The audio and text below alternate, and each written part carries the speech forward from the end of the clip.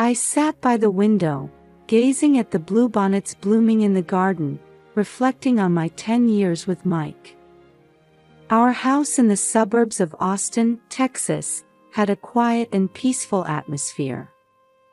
But lately, even this tranquil space felt somewhat suffocating. Looking back, my meeting with Mike seemed like fate. It all started when my friend Jessica introduced us just before graduation from the University of Texas at Austin, saying, "You two will definitely get along." Initially, I met him with a casual attitude, but I was immediately captivated by Mike's gentle smile and intellectual way of speaking. "Sarah, will you go out with me?" Mike proposed the day after our graduation ceremony. I still vividly remember the words he spoke with a nervous expression, backlit by the sunset on the Capitol View lawn. At the time, Mike had just started working as an engineer at Dell Technologies. He was well regarded as a promising young employee. My parents also approved of Mike, with his stable profession. My father, in particular, gave his stamp of approval, saying, "He's a fine young man who values traditional Texan values." After 2 years of dating, we held our wedding ceremony at Villa Antica, a popular wedding venue in Austin. The happiness I felt that day still lingers deep in my heart. Mike in his tuxedo, me in my pure white dress, and the many family members and friends who attended. Everything was perfect, like a dream. The early days of our marriage were truly happy. On holidays, we would drive out to Lake Travis, famous for its zip lines, or enjoy music at the live houses on 6th Street. Mike took an interest in my hobbies too, attending cooking classes together and even starting gardening. But after our daughter Emma was born, subtle changes began to appear. At first, it was minor things. Mike's return home got a little later, and he had more weekend work. At the time, I tried to understand, thinking of him as a hard-working husband. "Sorry, Sarah. I'll be late again today." Every time I saw such a message from Mike, a sense of loneliness welled up inside me. But all I could manage was to reply with a smile, "Do your best." I became a full-time housewife, struggling with childcare. Taking care of Emma while managing household chores. Amidst all this, I started participating in a local moms group. The time spent sharing concerns with friends in similar situations became a precious outlet for me. "Sarah, your husband seems so kind." Every time Linda, a friend from the group, said this, I felt conflicted. Yes, Mike was kind. But lately, it felt like that kindness was gradually fading. Outside the window, Emma was playing in the garden. Seeing her innocent smile warmed my heart. But at the same time, anxiety about whether this was okay also welled up. My relationship with Mike, our future life. I stood up with a deep sigh. "Emma, it's snack time." In my voice calling my daughter, I noticed a slightly harsh tone that I hadn't realized was there. From Emma's 7th birthday, our lives began to change dramatically. There had been gradual changes before, but from this point on, things really started to visibly differ. Mike coming home late had become an everyday occurrence.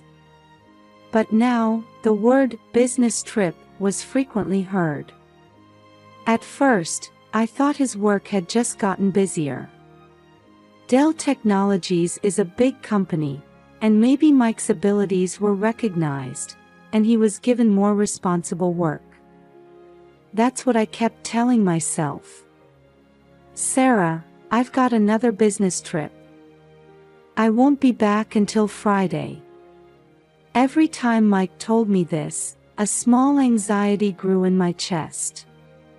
I tried to ask, looking into his eyes. Are you okay?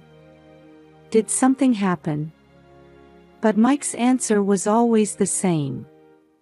A big project has started. Don't worry. Emma also began to react sensitively to these changes in her father. One night, I was awakened by her scream. Mama! I'm scared. I rushed into Emma's room. She was trembling under her blanket. What's wrong, Emma? I had a dream. Papa was with a scary person. At Emma's words, my heart started racing. I hugged her tightly, suppressing my anxious feelings. It's okay, Mama's here. As such days continued, one night, I was startled by the sound of the front door being roughly opened. I was shocked to see Mike returning home reeking of alcohol. Mike, what's wrong? At this hour? Interrupting my words, Mike shouted. Shut up. It's my business. Then he suddenly started punching the wall. Seeing Emma, who had jumped up startled by the noise, I made a decision. I couldn't let my daughter be scared anymore. A few days later, unexplained rashes appeared on Emma's body. We had her examined at the local family clinic, but they couldn't determine a clear cause. To be safe, it might be better to have her checked more thoroughly at Dell Children's Hospital. Told this by the doctor, we headed to the renowned hospital in Austin. In the hospital waiting room, while hugging Emma, I called Mike. But again, it went to voicemail. I let out a sigh. Mama, isn't Papa coming? I didn't know how to answer Emma's question. Just then, Nurse Jane approached us. Mrs. Johnson, I'd like to speak with you. Please come this way to this private room. At those words, my heart started racing. Is Emma's condition serious? Dr. Brown, the attending physician, would like to speak with you. Entering the private room, a male doctor in his 50s was waiting with a serious expression. Mrs. Johnson, I have a question. Have there been any changes in your home recently? At that question, I was at a loss for words. Well, nothing in particular. Dr. Brown continued with an even more serious expression. Actually, Emma's symptoms might be caused by severe stress. This is my suggestion, but please consider divorce immediately. At those words, I was stunned. Huh? Divorce? What do you mean? In a private interview with Emma, I heard some concerning things. It seems your husband's behavior is causing Emma significant stress. At that moment, all the anxieties and doubts I had been feeling came rushing in. Mike's changes, Emma's nightmares, and now this doctor's words. It all started to connect. Tears began to flow from my eyes without me realizing it. Dr. Brown's words continued to echo in my ears. The word divorce sank into my chest like heavy lead. However, thinking of my daughter Emma, I couldn't turn a blind eye to this reality. I took a deep breath, trying to regain my composure. Doctor, I asked, suppressing my trembling voice. Can you tell me specifically what Emma said? Dr. Brown looked at me with gentle yet stern eyes and slowly began to speak. Emma says she witnessed her father bringing an unknown woman into the house. At those words, I felt as if my heart had stopped for a moment. Mike, my husband. The unbelievable reality was slowly taking shape. Dr. Brown continued. She also mentioned hearing violent language and behavior towards you. These events are causing Emma significant psychological stress. I was at a loss for words. Mike's infidelity and violence towards me. To think that our daughter had witnessed these things. Without realizing it, tears were flowing uncontrollably down my cheeks. Mrs. Johnson, Dr. Brown's voice seemed to come from far away. Emma's rash is likely psychosomatic urticaria. If this environment continues, it could develop into more serious physical and mental issues. At those words, I came back to my senses. Emma. Yes, I had to think of my daughter first. I took a deep breath, trying to calm myself. I understand, I said, putting strength into my voice. For Emma's sake, I'll seriously consider what to do next. Thank you. Leaving the examination room, Emma was looking at me anxiously in the waiting room. I put on a smile and approached my daughter. Emma, let's go home. After leaving the hospital, we stopped by a nearby Zatza coffee. I ordered a hot chocolate for Emma and coffee for myself. While Emma was playing in the kids' corner inside the store, I tried to organize my thoughts. Gazing at the people passing by outside the window, the events of the past few years flashed through my mind like a film reel. The happy days, and the recent painful times. My hand holding the coffee cup trembled slightly. Mama, it was delicious, Emma's voice brought me back to reality. I'm glad you enjoyed it, I smiled, but inside, my heart was in turmoil. On the way home, holding Emma's small hand tightly, I had made up my mind. What should I do now? What could I do to protect Emma? The answer was clear, but I needed a little more time to make that decision. Arriving home, I sat on the living room sofa and had Emma sit on my lap. Emma, Mama loves you very much. No matter what happens, Mama will protect you, okay? Emma nodded silently and hugged me tightly. That night, after putting Emma to bed, I sat in the dark kitchen for a long time. The moonlight shining through the window illuminated my wedding ring placed on the table. Staring at that light, I was summoning courage for tomorrow. Several days passed since my decision at Zatza Coffee. Every night, after Emma had fallen asleep, I sat in front of the living room computer, researching Texas divorce laws. The pale light from the screen cut through the quiet darkness of the night. While struggling with complex legal terms, I kept pushing forward, thinking of Emma's smile. Best interests of the child, property division, child support. Occasionally, I felt dizzy from the unfamiliar string of words. One day, when I consulted with Linda, a friend from the Moms group, at a coffee shop, she introduced me to a trustworthy private investigator. Watching the latte foam slowly disappear, Linda quietly said, "Sarah, if you have evidence, you can protect your and Emma's future. But are you sure this is what you want? I exhaled deeply and firmed my resolve. Yes, for Emma's sake too, I need to clarify things.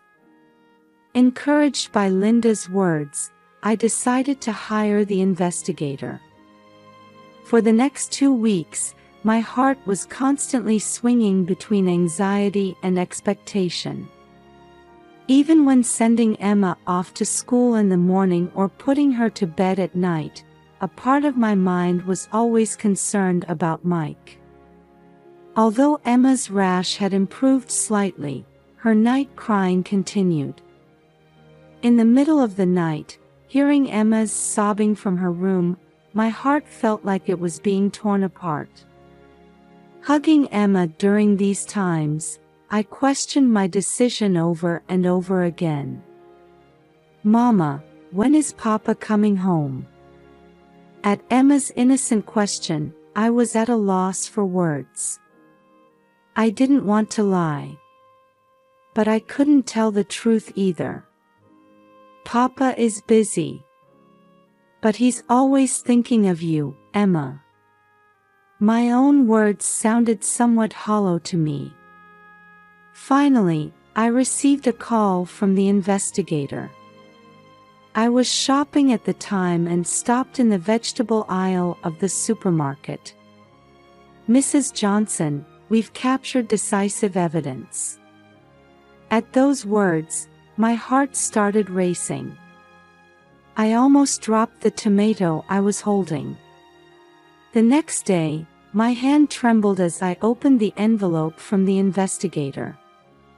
Sitting on the living room sofa, I took several deep breaths. What came out of the envelope was a photo of Mike entering the luxury hotel, Driscoll, with a young woman. I gasped. The woman in Mike's arms looked more than 10 years younger than me. Her vibrant smile and Mike's intimate gestures. These images burned into my eyes and wouldn't leave. Hot tears flowed from my eyes as I stared at the photos. My chest felt like it was about to burst with sadness and anger. My wedding ring suddenly felt heavy on the ring finger of my left hand. But I had to stay calm for Emma's sake. I took deep breaths repeatedly, suppressing my emotions. Outside the window, everyday life continued as usual. The neighbor's dog was barking in their yard, and children were riding bicycles on the street. This ordinary scene looked a bit distorted to me now. That night, I left Emma with my friend Jessica. At the doorstep, Emma looked up at me anxiously. "Mama, where are you going?" I knelt down, lowering my body to Emma's eye level. "It's okay. Mama just has some important business. I'll come pick you up soon, okay?" I kissed Emma's cheek and thanked Jessica. As I got into the car and looked in the rearview mirror, I could see Emma waving her little hand. Returning home, silence enveloped me. Only the clock hands seemed to tick extraordinarily loudly, marking time. While waiting for Mike to return, I looked at the evidence photos over and over again. On the coffee table was our wedding photo. Mike and I smiling happily. If only we could go back to those days. I shook my head as if to shake off such thoughts. Just after 11 p.m., I finally heard the sound of the front door opening. The sound of keys, the sound of shoes being taken off. And then, "I'm home." My body stiffened for a moment at Mike's voice. But I couldn't back down now. I stood up and turned on the living room light. "Mike, we need to talk." I approached Mike, who had entered the living room, trying to appear calm. Mike seemed a bit drunk.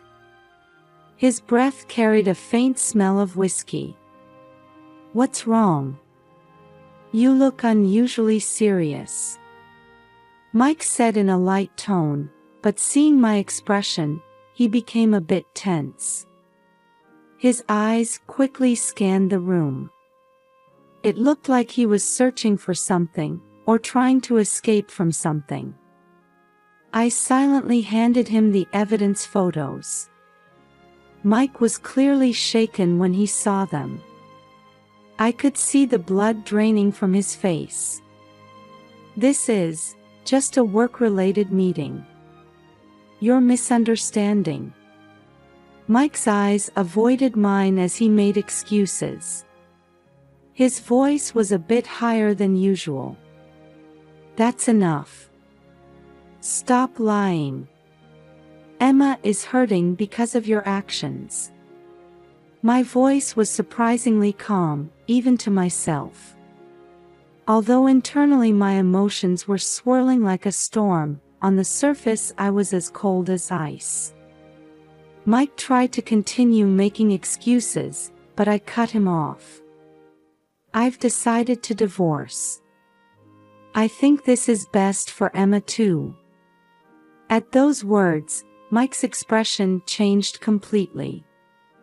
Surprise, anger, and a bit of fear appeared on his face. "What? You can't just..."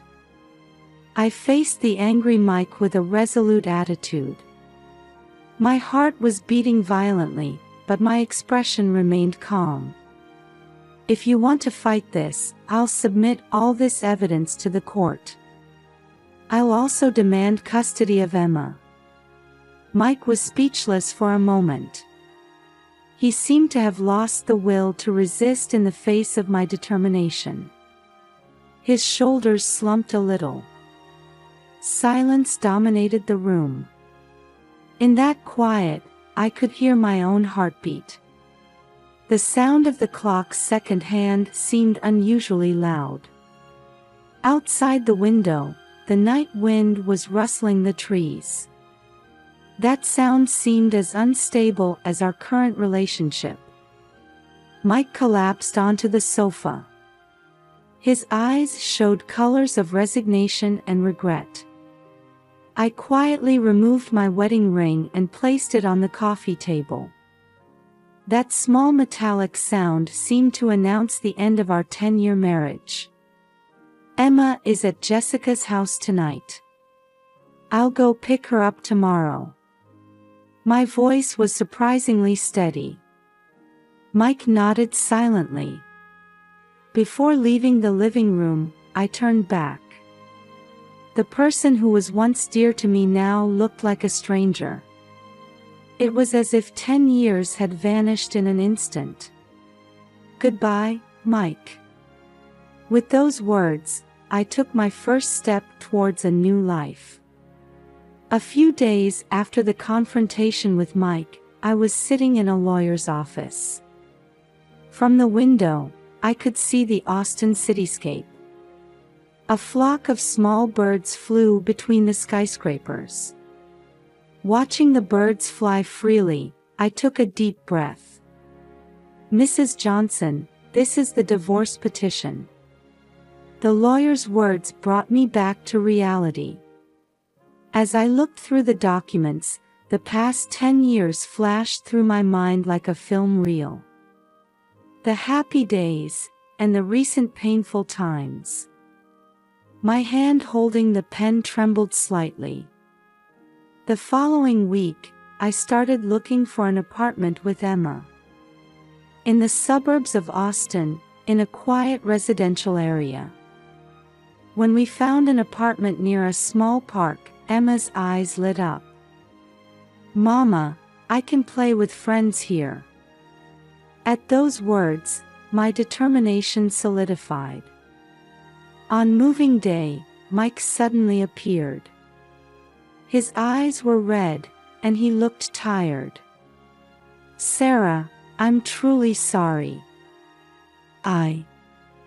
Seeing Mike stumble over his words, complex emotions welled up inside me. anger, sadness, and a bit of sympathy. "Mike, it's too late. But please remain a father to Emma." At my words, he nodded silently. A new life began. For the first few weeks, Emma's night crying continued. "Will Papa never come back?" Such questions often pained my heart. But hugging Emma gave me the courage to face forward. It was a month after moving that I learned about the local DV support group, Safe Place. Encouraged by my friend Linda to participate, I found women there who had similar experiences. Listening to their stories, I realized I wasn't alone. "Sarah, you're strong. You stood up for Emma's sake." At the words of Carol, the group leader, I couldn't stop my tears.